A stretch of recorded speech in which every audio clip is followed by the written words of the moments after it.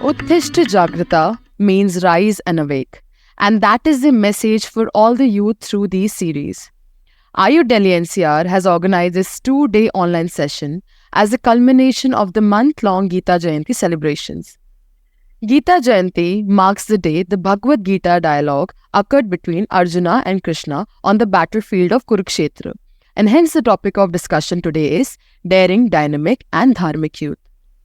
Without further ado, I would like to welcome our guest speaker, Mokshamrita Chaitanya ji. Welcome, Swamiji. Thank you. Thank you so much, Meenakshi. Mokshamrita ji is Amma's monastic disciple and has been with Amma for last 20 years. He loves to disseminate the wisdom of Amma's teachings and Indian scriptures such as Bhagavad Gita, Upanishads, Ramayana, etc. He has been teaching yoga and meditation for almost 18 years now in various multinational organizations, in Indian Armed Forces, Indian Police Forces, and so on.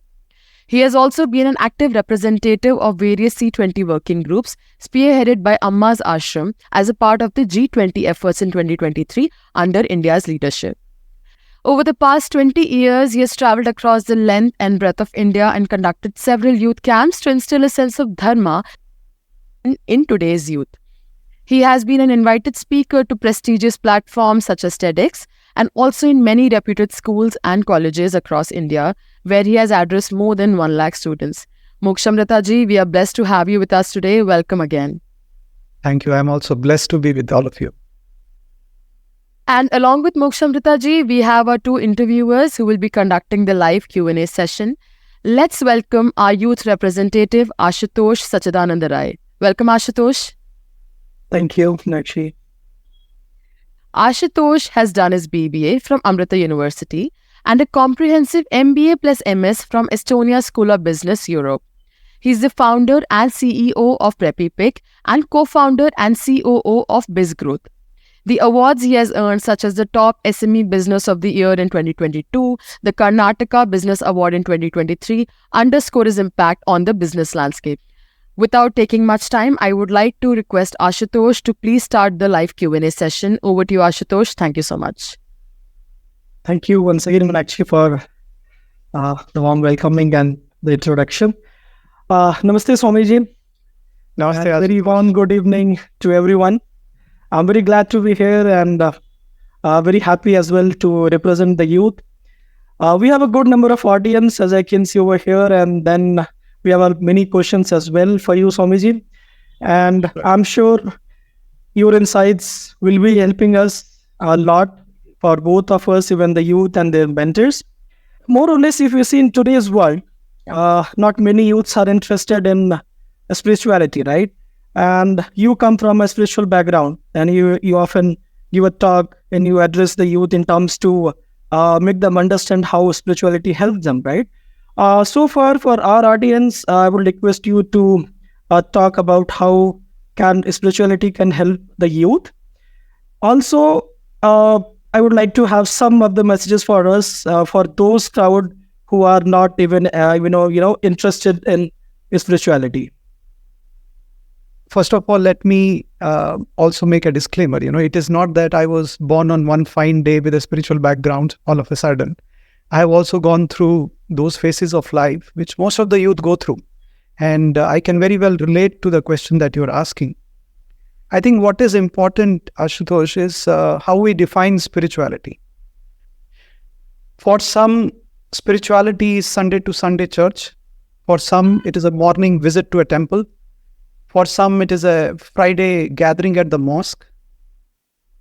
And I'm not against any of these. But I think it is important to understand a clear differentiation between religion and spirituality. And everyone is free to choose their religion. But spirituality is something that is centered around the core concept of dharma.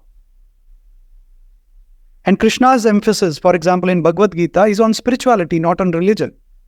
But the problem is not many people read Bhagavad Gita to understand this.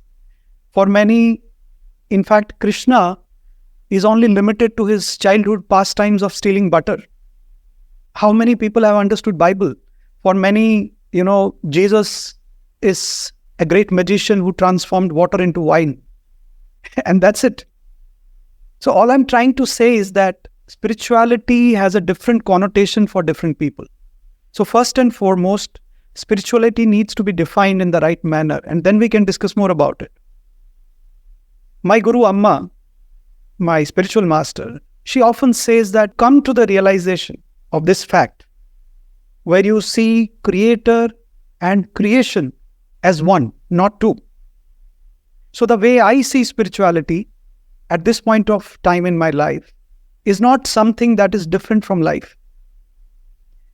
And I feel that, if this is the way spirituality is presented to the youth, that spirituality is not something in some other world or something that is far from you. Spirituality is your life. I'm sure youth will adopt it because this creation includes them, this creation includes their families, their loved ones, their friends, everybody. And our ethical and moral duty as a human being who is inhabiting this planet defines dharma. And that is why the reason through these series and through whatever talks I do with the youth, I prescribe Bhagavad Gita for every young Indian. In fact, every Indian. Because it is the education for life. How to be unperturbed in the face of adversities. How to transcend our likes and dislikes. How to be strong even when there are 100 problems around you. And, the recent research, if you look at, for example, Stanford University research in 2016, Dr. Emma, I'm sure you know, she has shed a lot of light on the impact of spirituality on the well-being of young individuals. So this is not something that I'm just making up just because I love to talk about Bhagavad Gita. This is what research has shown. You can check it out. If you look at positive psychology, Professor Seligman, very, very famous, very clearly shows that unless and until an individual turns towards higher meaning in life, which is spirituality, you cannot attain true happiness. So that is why I keep saying that Gita is relevant for everyone, not just youth, everyone, every citizen of this planet, not just a man or a woman or a poor or rich. It doesn't really matter. Let's not bring religion and pseudo-secularism into it.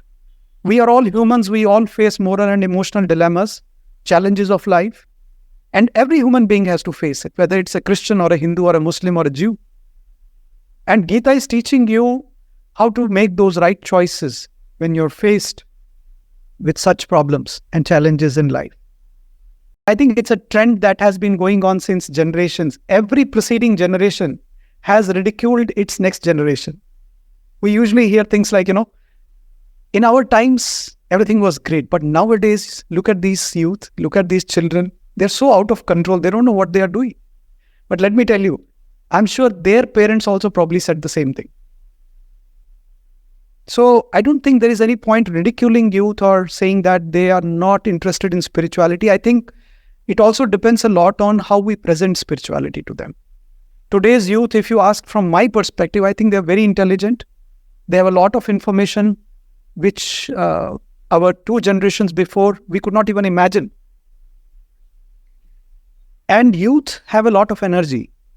I like this saying, somebody once said that youth are not useless, but they are used less. They are not useless, they are used less.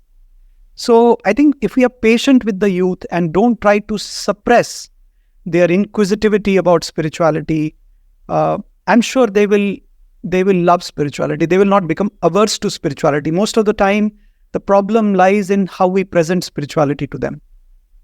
And when we force our so-called spiritual ideas on the youth, that is where the problem happens. As a children, we are often asked by our parents to pray to God for money, good health, etc., etc. But how many times have our parents asked us to read Bhagavad Gita? In many homes, many homes I know, every day the whole family lights a lamp religiously in front of Bhagavad Gita, Ramayana, and so many other spiritual books, but they never ask their children to read it. In fact, some are even afraid that if they ask their child to read Bhagavad Gita, the child will become a sannyasi or leave home and go to Himalayas. But that is far from truth, because Arjuna did not leave home. He was the person to whom Gita was revealed. Krishna did not go to Himalayas. Mostly, humans in our society, they live in a half awakened state, not able to think properly. See, I know of doctors who are chain smokers. Everyone who is buying cigarettes sees and reads clearly what is written on the pack of cigarette. But we are still paying for that pack of cigarette and embracing what is injurious to us. And nowadays, it's not just men, even women. In the name of so-called gender equality and women empowerment, many women smoke also. Of course, it is their personal choice. I'm not for it or against it. But all I'm saying is that in spite of being literate enough to read and understand how something is injurious to them, people still do that thing. So definitely our equations have gone wrong somewhere. I think if spirituality is presented to youth as something that can awaken them to their highest potential, I'm sure they would be willing to accept it. I'm surprised to see how many youth over trivial matters, they commit suicides, they commit murders. Even after doing PhDs, there are people who have committed suicides. What is the point of such an education? They may be toppers in college, but failures in life. So this is because we have given too much importance to one dimension of life, but completely ignored another dimension. And this is where I remember a quote, very, very important quote from Amma. She says that it is very important for us in society to understand that education for living and education for life, both are important for our overall growth, not just as an individual, as a society. When we go to colleges, we go to different institutions to do a degree course or whatever, we are getting education for living, which can help us to make money or take up our certain career. But education for life is completely ignored nowadays. And that is where spirituality comes into picture. Both need to go hand in hand.